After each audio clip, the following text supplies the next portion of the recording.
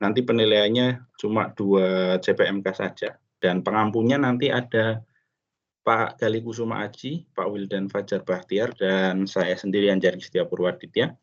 Untuk referensi yang bisa teman-teman gunakan, banyak yang digunakan sumbernya dari bukunya Heiser dan Render tentang Principle of Operation Management, dan di dalamnya nanti ada pengelolaan gudang atau manajemen inventory.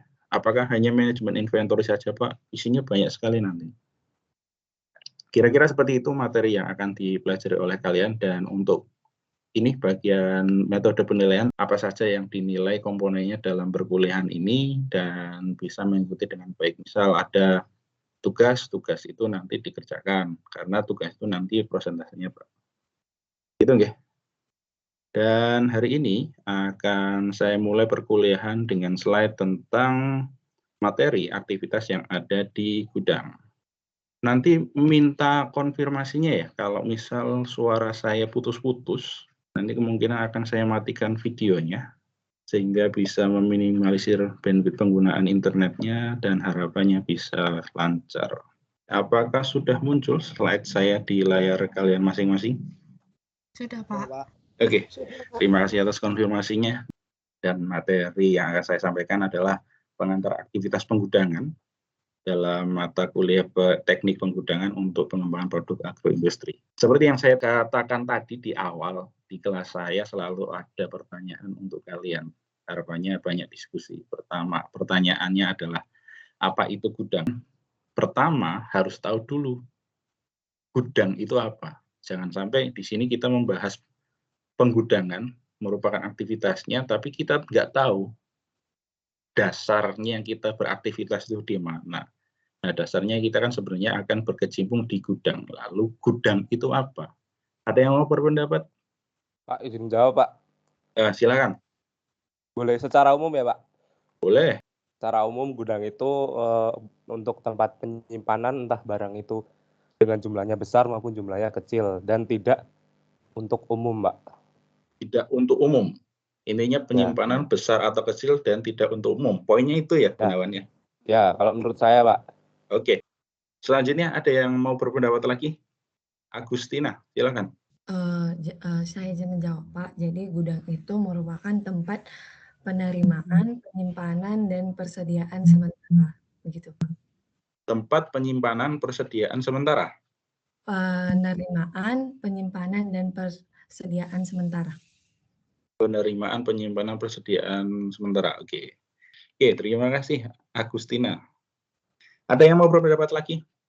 Tempat menyimpan material setengah jadi maupun barang yang sudah jadi, Pak. Ilham menyatakan gudang itu adalah tempat untuk menyimpan barang setengah jadi atau work in process product atau finished good product.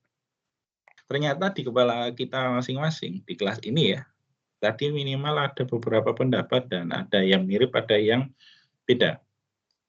Pengertian gudang itu sebenarnya nanti juga akan tergantung pada perspektif kita menggunakannya. Tapi secara umum, intinya gudang itu adalah tempat menyimpan. Tempat menyimpan apa? Bisa raw material, bisa work in process, atau finished good. Apakah hanya 3 ini saja, Pak? Kalau berdasarkan jenis barang yang diproduksi, ini. Tapi apakah fungsinya hanya itu? Tentu saja tidak. Karena kita di pengembangan produk agroindustri, perspektifnya adalah produknya, maka kemungkinan besar yang akan disimpan di sana adalah raw material, barang work in process, dan finished good. Apakah ada alat lain atau barang lain yang disimpan? Jawabannya tadi ada ya. Contohnya di sini ada gambarnya. Ada forklift, kemudian ada rak, kemudian di sini ada conveyor. Itu tersimpan bagian dari alat yang ada di gudang dan dia itu memang tersimpan di sana. Kemudian di sini kemudian ada palet, kemudian di sini ada barangnya. Nah, di dalamnya nanti ada aktivitas movement, perpindahan, atau proses pemindahan barang dari satu titik ke titik yang lain. Contohnya di sini ada proses dari rak satu ke rak yang lain, dan nanti dari barang yang disimpan di sini dipindahkan ke alat transportasi. itu merupakan aktivitas perpindahannya. Kemudian ada storage atau penyimpanan, yang bisa kita simpulkan sendiri ya tadi, ternyata gudang memang digunakan untuk menyimpan. Kemudian ada information transfer. Nah, ini yang kaitannya tadi ada dead stock, ada stok opnam. Intinya adalah mengecek atau melihat kembali kondisi gudang, barangnya itu jumlahnya ada berapa, dan statusnya nanti di catatan ada berapa. Yang perlu diingat adalah di gudang itu dia tidak memberi nilai tambah pada barang secara langsung. Karena di sana tidak ada kegiatan operasi mulai dari input, proses, dan output device. Jadi ingat ya, ketika kita bicara kegiatan operasi di dalam sebuah aktivitas perusahaan, operasi itu ada 3 kegiatan utama biasanya. Ada inputnya, kemudian ada prosesnya, ada outputnya. Contoh di sini, ketika kita mengolah produk, inputannya adalah tepung terigu, maka dari tepung terigu ini sebagai input bisa diproses, dan tergantung prosesnya nanti seperti apa akan menentukan output yang dihasilkan. Kalau tepung terigu itu diproses menggunakan alat pembuat mie, maka outputnya akan jadi mie. Nah, itu merupakan kegiatan proses operasi. Nah, kalau di gudang, dia itu tidak ada proses yang mentransformasi bahan baku menjadi bentuk lain atau rasa lain atau yang lainnya. Jadi ketika tadi kita sudah mengenal gudang, selanjutnya kita beralih ke pergudangan atau penggudangan atau manajemen pergudangan. Pergudangan diperlukan dalam semua industri sebagai bagian dalam mata rantai supply dan distribusi atau mata rantai pasok atau supply chain. Jadi nanti ketika kalian belajar tentang supply chain, maka akan ada irisannya dengan pergudangan. Kemudian perlunya manajemen gudang atau pergudangan adalah pengelolaan dari aktivitas yang saling terkait dalam penyimpanan barang sementara. Sifatnya sementara ya. Ingat ya, barang terlalu lama di gudang itu tidak baik. Karena bisa jadi dia nanti turun nilainya. Jadi perpindahannya kalau masih di dalam satu gudang saja, itu ya kegiatan yang ada di dalamnya dilihat nanti ada biayanya atau tidak. Nah, dari apa yang sudah dijelaskan tadi, intinya di dalam gudang itu tidak hanya ada 3 aktivitas yang tadi disebutkan ya, mulai dari penerimaan, penyimpanan, dan transfer informasi saja. Tapi di sini ada administrasi, penerimaan barang, penyimpanan, kemudian ada pengapakan barang ke tempat yang dituju, pengeluaran barang, dan seterusnya. Nah, kalau kita bicara tentang operasi pergudangan, bukan operasi produksi ya. Kalau operasi produksi tadi ada input, proses, dan output.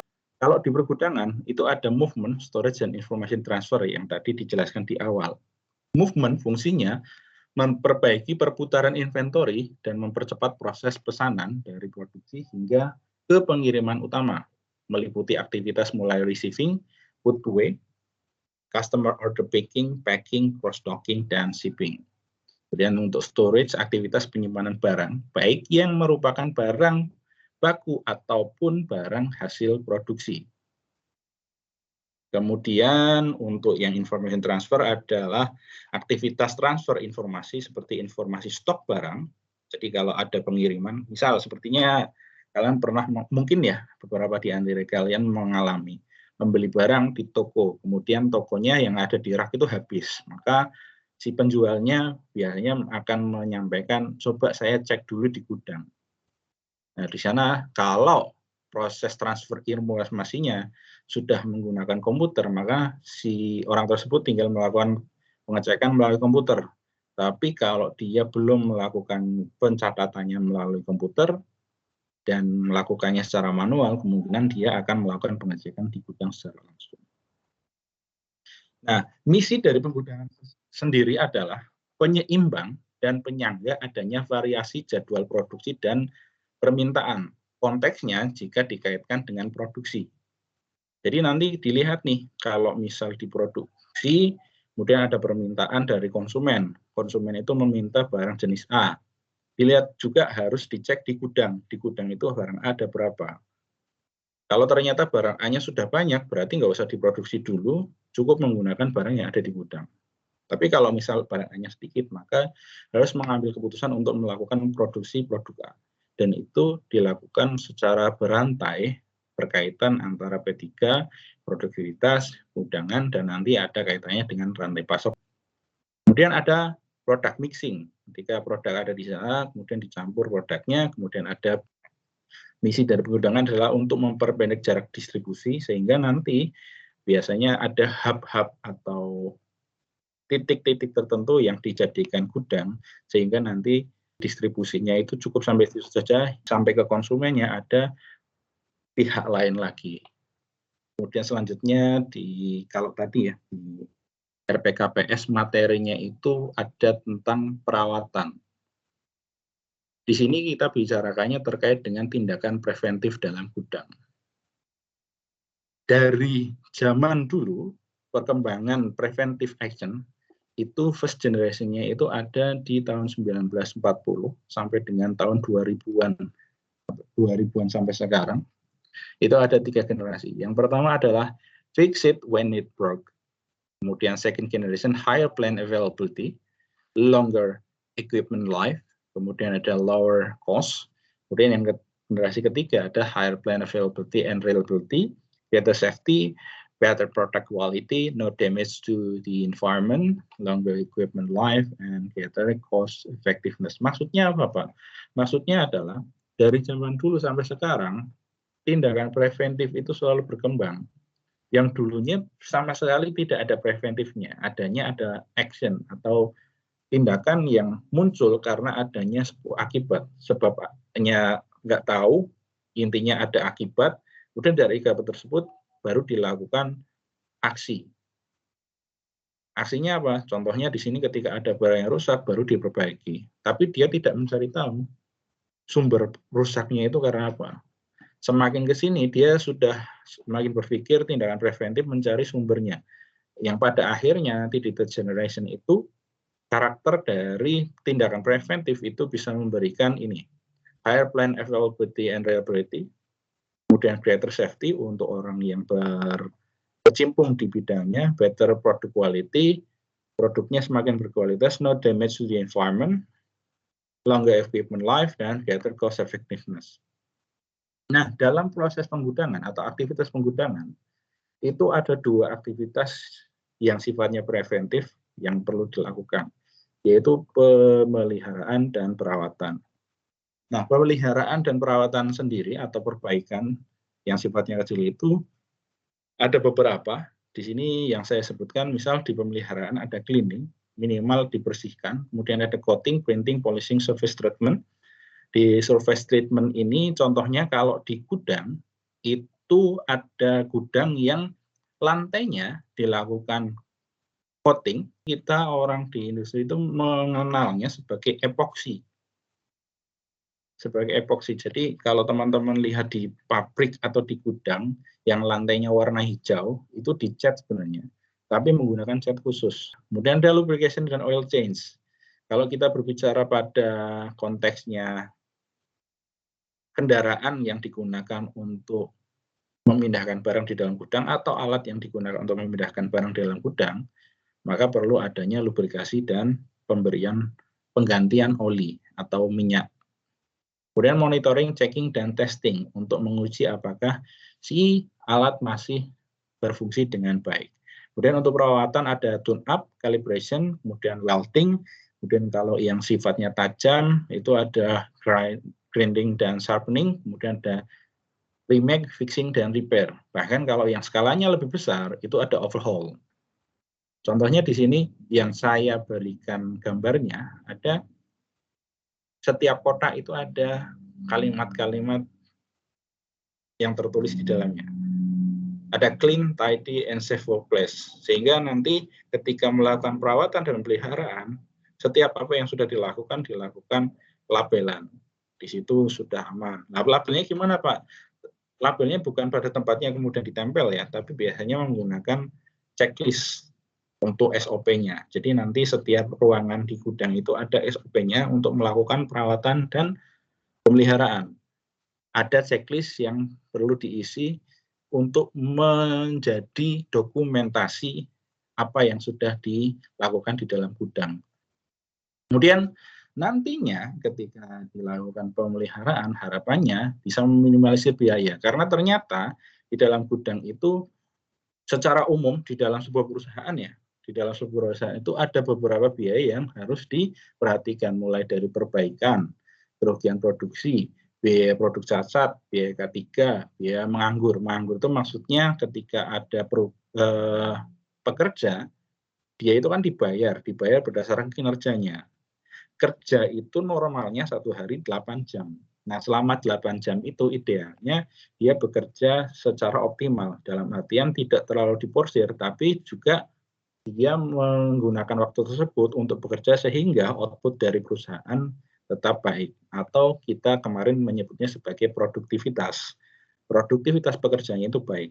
Nah, ternyata di antara biaya-biaya tersebut ada juga biaya persediaan yang kemarin kita kenal sebagai holding cost. Nah, 3 di antaranya di sini disebutkan sebagai spare part ketika ada alat yang digunakan di dalam gudang, kemudian perlu perbaikan, maka di sana harus ada stok spare part. Kemudian ongkos gudang atau penyimpanan, mulai dari operasi gudang ada penggunaan energi, kemudian ada biaya personel logistiknya sendiri. Nah, kalau di bagian persediaan itu mau diminimalisir, salah satunya yang bisa dilakukan adalah ini, sentralisasi fungsi penerimaan dan pengiriman. Jadi dengan adanya sentralisasi fungsi penerimaan dan pengiriman, keuntungannya menurut saya jauh lebih banyak, antara lain memaksimalkan penggunaan peralatan, kemudian memaksimalkan penggunaan personal atau orang yang bekerja di sananya, kemudian efisiensi penggunaan ruangan, dan pengurangan biaya fasilitas. Kemudian kendalanya tentu saja sebagai kekurangan ada juga, yaitu jika pengaturan aliran material tidak tertib dapat menimbulkan kesemrawutan. Bahasa Indonesia semrawut itu kekacauan dan kemacetan.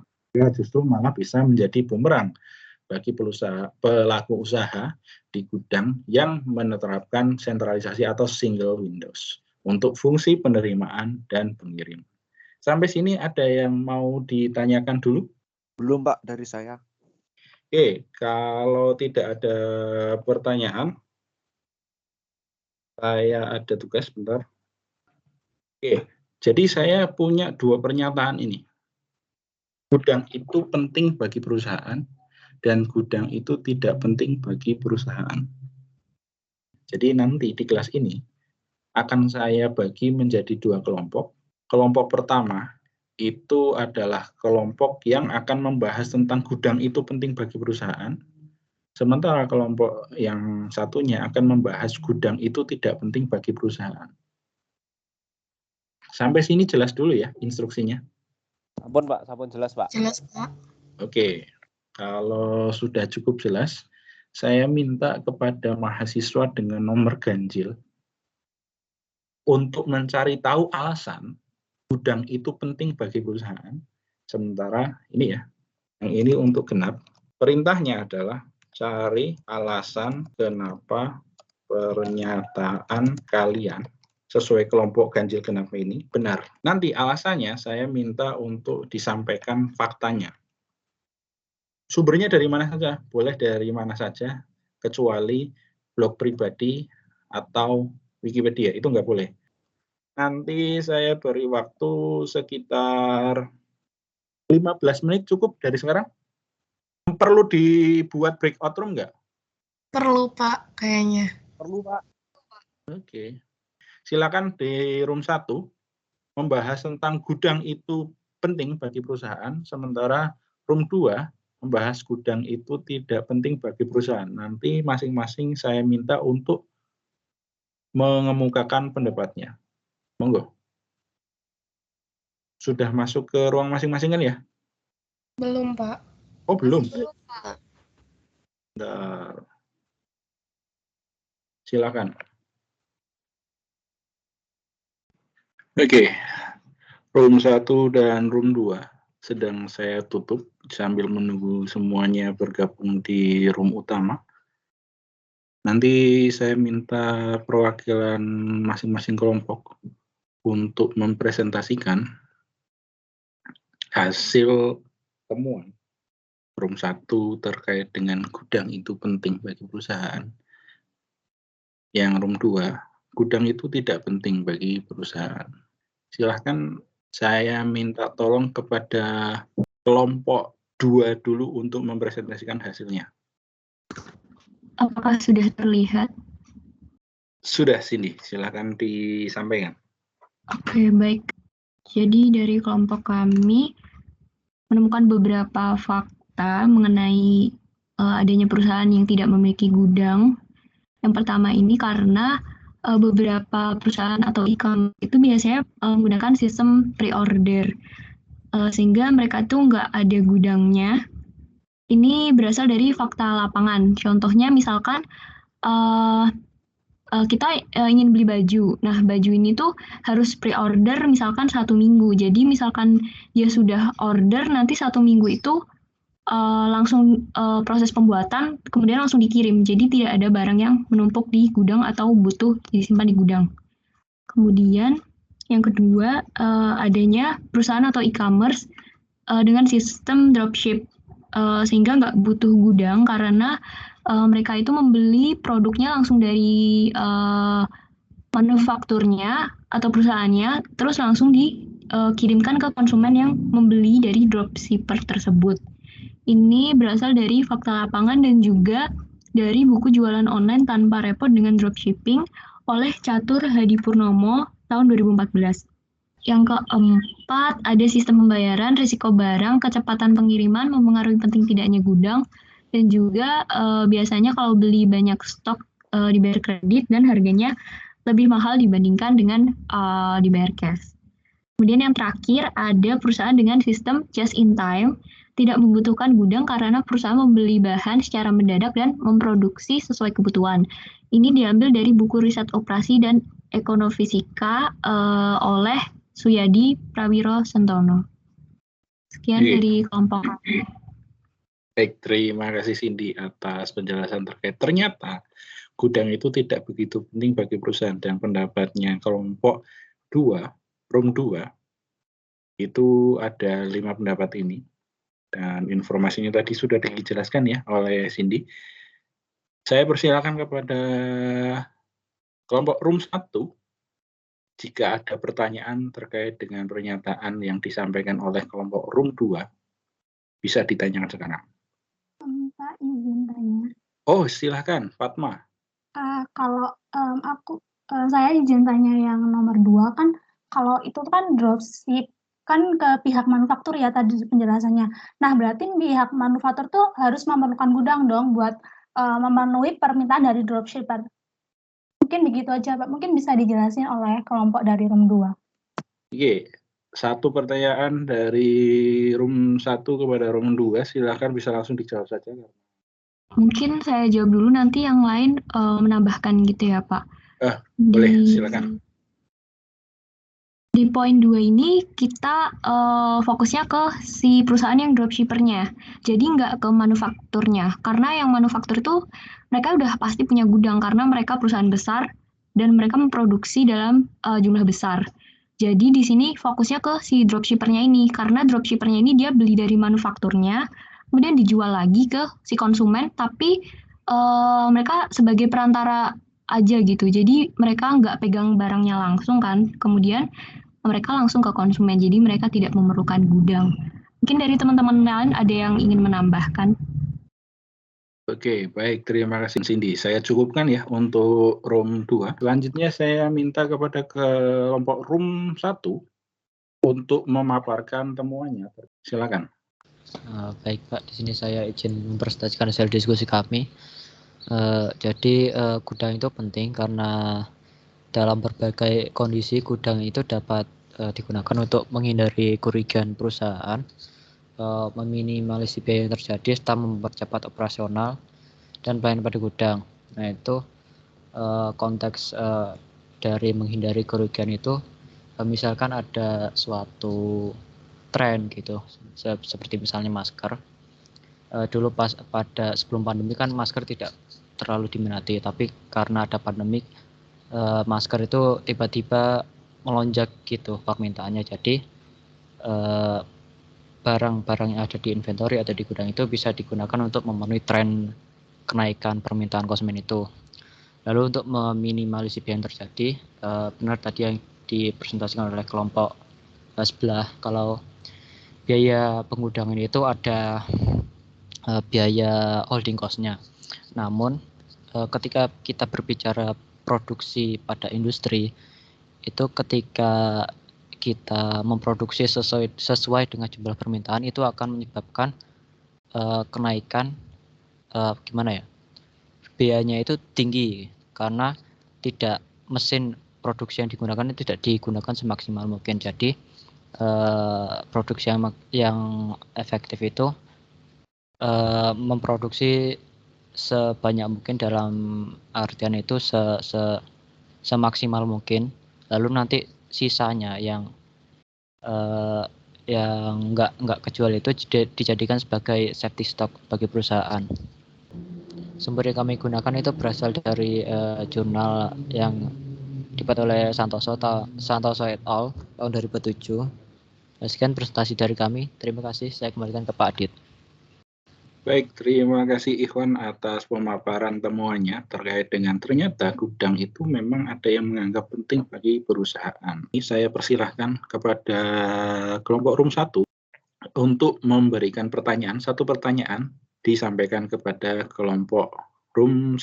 Silakan. Baik, jika tidak ada pertanyaan dari kelompok room 2 kepada kelompok room 1, saya akan menyimpulkan terkait dengan tugas ini. Jadi, kenapa tadi saya menyampaikan tugas demikian? Karena ternyata gudang itu dalam sebuah industri ada yang menganggapnya penting dan tidak penting. Alasannya gini, ada yang beranggapan gudang tidak penting dan dia cenderung memilih untuk berusaha sebisa mungkin melaksanakan produksi dengan full system. Biasanya itu terjadi pada proses produksi yang sifatnya customized. Jadi mau dia produksi tapi hanya sesuai dengan permintaan. Lalu bahan bakunya gimana Pak? Kalau dia nggak punya penyimpanan bahan baku, dia dapatnya dari mana? Nah, biasanya dia mencoba untuk melakukannya modelnya dengan just in time. Ternyata banyak perusahaan yang masih menganggap gudang itu penting karena mengantisipasi ketidakpastian. Jadi ingat, dalam proses bisnis itu yang paling membahayakan adalah ketidakpastian. Kalau permintaan konsumen tidak pasti, maka antisipasinya itu menyediakan barang yang ada di gudang. Jangan sampai ada permintaan konsumen kita nggak bisa memenuhi, atau kalau bisa memenuhi telat, tidak bisa memberikan pelayanan secepat mungkin. Sampai sini ada pertanyaan? Kalau tidak ada pertanyaan, saya cukupkan sampai sini perkuliahan teknik penggudangan pada pagi hari ini. Terima kasih atas perhatiannya dan partisipasi diskusinya. Saya tutup. Assalamualaikum warahmatullahi wabarakatuh.